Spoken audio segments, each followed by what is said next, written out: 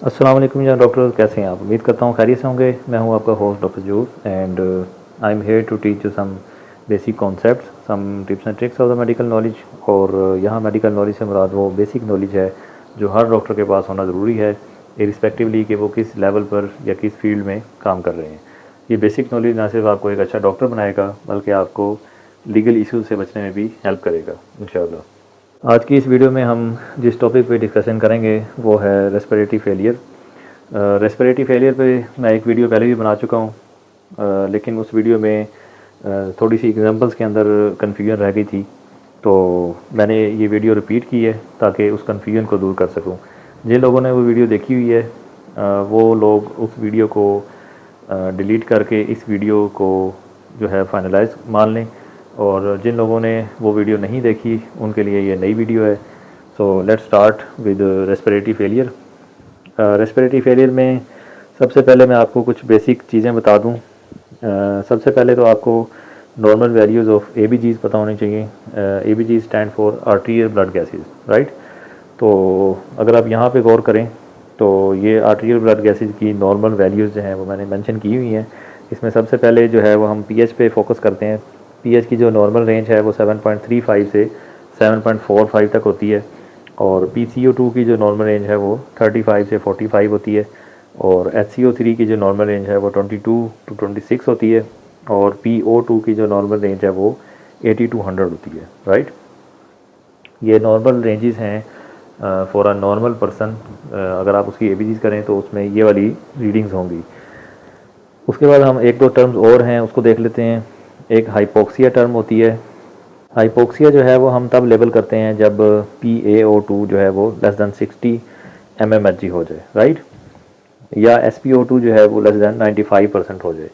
तो previous video में मैं बता चुका हूँ कि हीमोग्लोबिन डिसोसिएशन कर्व जो है वो क्या होती है, और हम किस तरह से PaO2 और SpO2 को जो है वो इंटरप्रेट करते हैं, राइट। अगर आपने वो वीडियो नहीं देखी तो वो वीडियो देख लीजिएगा ताकि आपको आइडिया हो सके कि PaO2 और SpO2 के बीच में क्या रिलेशन है। बहरहाल यहाँ पे बताने का मकसद ये है कि हाइपोक्सिया हम तब लेवल करेंगे जब PaO2 जो है वो लेस दैन 60 और SpO2 जो है वो लेस दैन 95% होगी, राइट। और इसी तरह एक और टर्म है हाइपर कैपनिया।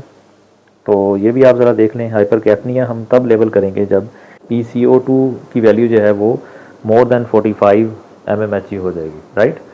तो तब हम उसको हाइपर कैपनिया लेवल करेंगे, ओके। यहाँ पर एक बात ध्यान में रखने की ये भी है कि PaO2 जो है वो दो तरह की आप लिखी हुई देखेंगे। कहीं पे आप PA जो है वो स्मॉल देखेंगे और कहीं पे PA जो है वो कैपिटल लिखा होगा, राइट। तो PA अगर आपको स्मॉल लिखा हुआ नज़र आता है तो उसका मतलब है आर्टीरियल ऑक्सीजन, राइट।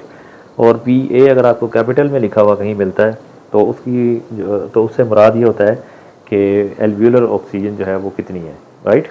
यानी PaO2 जो है लार्ज A वो एल्व्यूलर ऑक्सीजन को डिनोट करता है, और स्मॉल a जो है वो आर्टीरियल ऑक्सीजन को डिनोट करता है, ओके। अब हम मूव करते हैं type 1 and type 2 respiratory failure की तरफ।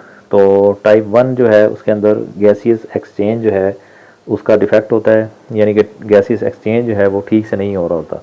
तो ऐसे फेलियर को हम टाइप 1 लेवल करते हैं, जबकि टाइप 2 फेलियर जो है वो एल्व्यूलर वेंटिलेशन का फेलियर है, यानी कि एल्व्यूलाई के लेवल पे जो है वो वेंटिलेशन नहीं हो पा रही, तो उसको हम टाइप 2 रेस्पिरेटरी फेलियर लेबल करते हैं, राइट। दूसरे लफ्ज़ों में हम यूँ कह सकते हैं कि टाइप 1 में हाइपोक्सिया होगा जो कि हम पहले डिफ़ाइन कर चुके हैं, और नॉर्मोकैप्निया होगा, यानी CO2 की कंसनट्रेशन जो है वो नॉर्मल रहेगी और ऑक्सीजन की कंसनट्रेशन जो है वो लेस दैन 60 हो जाएगी। तो अगर ऐसी कंडीशन में पेशेंट आपके पास प्रेजेंट होता है तो that is type 1 respiratory failure. और अगर टाइप 2 रेस्पिरेटरी फेलियर है तो उसमें हाइपोक्सिया के साथ साथ हाइपर कैपनिया भी होगा, राइट। यहाँ आप गौर करें तो ये हाइपर कैपनिया भी है जिसमें आपको साइंस ऑफ CO2 रिटेंशन भी मिल सकते हैं। क्लिनिकली अगर आप पेशेंट को एग्जामिन करें तो उसकी जो है वो वार्म पेरिफेरीज होंगी, बाउंडिंग पल्सीज होंगी, आर्टल सेंसोरियम हो सकता है, राइट। पेशेंट जो है वो ड्राउजी होगा या कोमाटोज हो सकता है। तो ये सारी चीज़ें जो हैं ये साइंस ऑफ CO2 रिटेंशन है, science of carbon dioxide retention होती हैं। और अगर पेशेंट को हाइपोक्सिया के साथ साथ हाइपर कैपनिया भी है एट द सेम टाइम, तो पेशेंट जो है वो टाइप 2 रेस्पिरेटरी फेलियर के अंदर फॉल करेगा, जबकि अगर सिर्फ हाइपोक्सिया है और नॉर्मोकैप्निया है तो ये टाइप 1 रेस्पिरेटरी फेलियर है, राइट। अब हम कुछ एग्जांपल्स देखते हैं कि टाइप 1 रेस्पिरेटरी फेलियर की क्या क्या एग्जांपल्स हैं और टाइप 2 की क्या एग्जांपल्स हैं। तो टाइप 1 फेलियर की जो एग्जांपल्स हैं उसमें नंबर 1 एग्जांपल जो है वो पल्मोनरी एम्बोलिज्म है। पल्मोनरी एम्बोलिज्म में एक्चुअली होता क्या है कि वी क्यू मिसमैच होता है। वी क्यू मिसमैच आपने कई जगह पे लिखा हुआ देखा होगा, that stand for ventilation perfusion mismatch, right.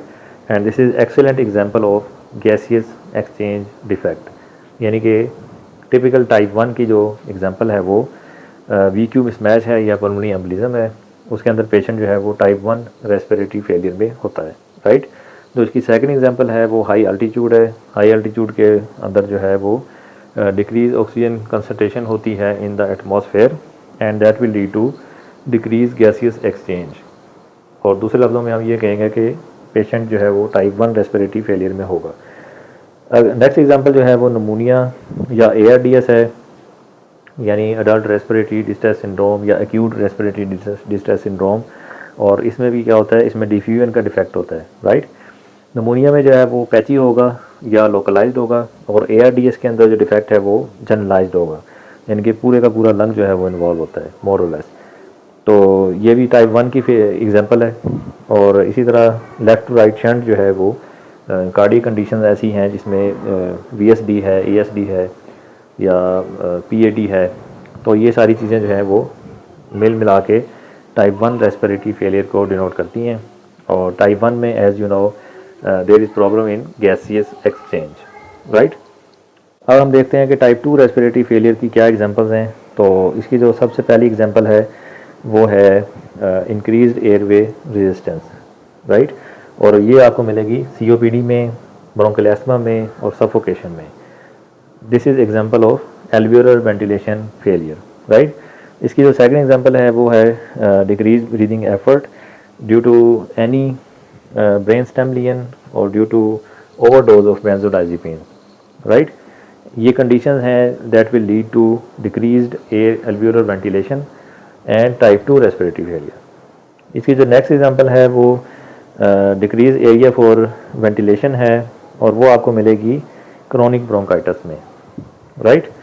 इसकी नेक्स्ट एग्जांपल हम देखते हैं न्यूरोमस्कुलर ब्लॉकेड, इसकी नेक्स्ट एग्जांपल है और वो आपको मिलेगी GBS में या ग्यारह सिंड्रोम में, मोटर न्यूरॉन डिजीज़ में, पोलियो में और फ्रेनिक नर्व पॉल्सी में, राइट। ये सारी चीज़ें जो हैं वो मैकेनिकल वेंटिलेशन को हिंडर करेंगी या डिक्रीज़ करेंगी या बिल्कुल ही जो है वो पेशेंट को एपनिया में ले जाएंगे। तो that will lead to alveolar ventilation failure या दूसरे लफ्ज़ों में टाइप 2 रेस्पिरेटरी फेलियर, राइट। इसकी जो नेक्स्ट एग्जांपल है वो है मस्कुलोस्केलेटल डिफेक्ट और इसकी जो टिपिकल एग्जांपल्स हैं वो एनिकलोजिंग स्पॉन्डिलाइटिस है, स्कोलियोसिस है एंड काइफोसिस है, राइट। ये सारी चीज़ें जो हैं मिलके टाइप 2 रेस्पिरेटरी फेलियर को डिनोट करेंगी। ओके, अब हम इन दोनों कंडीशन को डिस्कस कर चुके हैं। अब हम इनका ट्रीटमेंट देखते हैं कि इनके ट्रीटमेंट में क्या डिफरेंस है। तो टाइप 1 रेस्पिरेटरी फेलियर का जो ट्रीटमेंट है उसमें हमने हाई फ्लो ऑक्सीजन देनी होती है पेशेंट को। और हाई फ्लो ऑक्सीजन जो है वो हम नेज़ल कैनुला से दे सकते हैं, ऑक्सीजन मास्क से दे सकते हैं, वेंट्री मास्क से दे सकते हैं और मास्क के साथ जो रेजरवायर बैग होता है उसके ज़रिए हम हाई फ्लो ऑक्सीजन दे सकते हैं। ये देखें, ये नेज़ल कैनुला है। इन चीज़ों को भी मैं प्रीवियस वीडियो में डिस्कस कर चुका हूँ डिटेल से कि हम नेज़ल कैनुला के ज़रिए कैसे ऑक्सीजन दे सकते हैं। ये ऑक्सीजन मास्क है, ये रेजरवायर बैग है जो हम ऑक्सीजन मास्क के साथ जो है वो अटैच कर सकते हैं और इसके ज़रिए हम ऑक्सीजन का जो रेजरवायर है उसको बढ़ा सकते हैं, राइट, यानी कि हाई फ्लो ऑक्सीजन दे सकते हैं। ये वेंचुरी मास्क है, इसके ज़रिए हम पेशेंट को जो है वो अपनी मर्ज़ी से टारगेटेड ऑक्सीजन दे सकते हैं, जिसमें वो हम आगे टाइप 2 रेस्पिरेटरी फेलियर में देखते हैं कि हमें किन पेशेंट्स में जो है वो टारगेटेड ऑक्सीजन देनी पड़ती है। ये वेंचुरी मास्क के कुछ अडाप्टर्स हैं जिनको हम यूज़ कर सकते हैं। हर अडाप्टर की जो है वो कलर कोडिंग होती है और हर कलर जो है वो डिफरेंट सैचुरेशन ऑफ ऑक्सीजन को जो है वो डिलीवर करता है पेशेंट के लिए, राइट। तो इसकी मदद से हम टारगेटेड ऑक्सीजन दे सकते हैं। और अगर ये सारी चीज़ें फेल हो जाती हैं तो फिर हमें मैकेनिकल वेंटिलेशन का सहारा लेना पड़ता है ऐसे पेशेंट्स में जो जिनकी ब्रीदिंग एफर्ट अच्छी ना हो और जो डिज़ायर्ड SpO2 गेन ना कर पाएँ, डिस्पाइट कि आपने नेज़ल कैनुला भी लगा के देख लिया, आपने ऑक्सीजन मास्क भी लगा के देख लिया, आपने रिजर्वायर भी लगा के देख लिया, उसके बावजूद भी पेशेंट की जो सैचुरेशन है वो इम्प्रूव नहीं हो रही, तो इससे अगला स्टेप जो है वो मैकेनिकल वेंटिलेशन है। और मैकेनिकल वेंटिलेशन के बारे में भी मैं एक डिटेल से वीडियो बना चुका हूँ, जिसमें मैंने बेसिक मोड्स ऑफ वेंटिलेटर जो है वो बताया हुआ है और इंडिकेशंस भी बताई हैं कि किस पेशेंट में आपने मैकेनिकल वेंटिलेशन जो है वो देनी है। इसकी कुछ अपनी इंडिकेशंस होती हैं, लाइक pH जो है वो बहुत ज़्यादा एसिडिक हो जाए, या जो हीमोडायनामिक्स हैं पेशेंट के, जो ब्लड प्रेशर और मीन आर्टीरियल प्रेशर हैं वो बहुत ज़्यादा फॉल कर जाएं, और पेशेंट का जो कॉन्शियस लेवल है वो कंप्रोमाइज़ हो। तो ऐसी कंडीशन में हमें नॉन इन्वेजिव वेंटिलेशन से इन्वेजिव वेंटिलेशन की तरफ आना पड़ता है, जिसको हम मैकेनिकल वेंटिलेशन या IPPV बोलते हैं, that stand for intermittent positive pressure ventilation, right. इसके बारे में मैं डिटेल से वीडियो बना चुका हूँ, अगर आप उसमें इंटरेस्टेड हैं तो आपको सारी डिटेल मिल सकती हैं। उसके बाद हम देखते हैं कि टाइप 2 रेस्पिरेटरी फेलियर में हमने कैसे ट्रीट करना है। तो टाइप 2 रेस्पिरेटरी फेलियर में हमें लिमिटेड ऑक्सीजन देनी पड़ती है with the help of venturi mask, जो कि मैं आपको दिखा चुका हूँ। उसके मैं डिफरेंट अडेप्टर्स भी आपको दिखा चुका हूँ, जिसमें हम अपनी मर्ज़ी से टारगेटेड ऑक्सीजन दे सकते हैं। अब यहाँ सवाल ये पैदा होता है कि टारगेटेड ऑक्सीजन देने की क्या रीज़न है। तो टाइप 2 रेस्पिरेटरी फेलियर के जो ऐसे पेशेंट्स जिनमें COPD या ब्रोंकियल एस्थमा वाली कंडीशन हो, जिसकी वजह से वो टाइप 2 रेस्पिरेटरी फेलियर में हों, तो उन्हें हमें लिमिटेड ऑक्सीजन देनी पड़ती है, राइट। उनकी जो SpO2 है वो हम 88 से 92 के बीच में रखते हैं, जबकि टाइप 1 रेस्पिरेटरी फेलियर वाले जो हैं उनको हम 100% ऑक्सीजन भी डिलीवर कर सकते हैं, उसमें कोई हर्ज नहीं है। लेकिन टाइप 2 रेस्पिरेटरी फेलियर वाले पेशेंट जो हैं उनको हमें 92 से ज़्यादा सैचुरेशन जो है वो उनके लिए मुनासिब नहीं है। उसकी रीज़न ये है कि थोड़ा बहुत जो हाइपोक्सिया होगा that will drive them to breathe, right. वो उनकी ब्रीदिंग ड्राइव होगी।